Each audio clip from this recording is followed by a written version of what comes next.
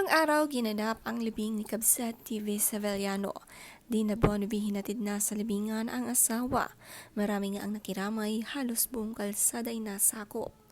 Marami ang nagmamahal kay DV dito sa Ilocos.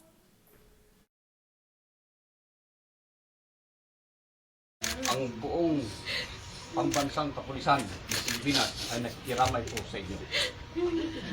Salamat po. Salamat.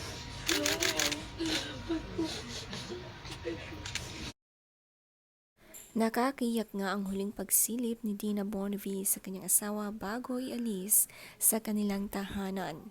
Lumakad nga lamang sila hanggang sa cemetery. Marami ang mga kapulisan na tumulong para maging maayos ang libing.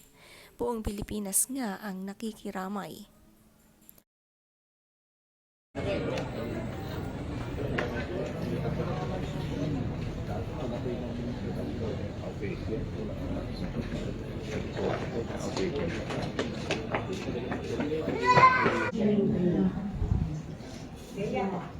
Are they going to begin to the church?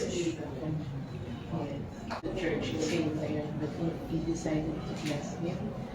So, sabi niya kanina, I've never seen a more peaceful place today. And he came here, parang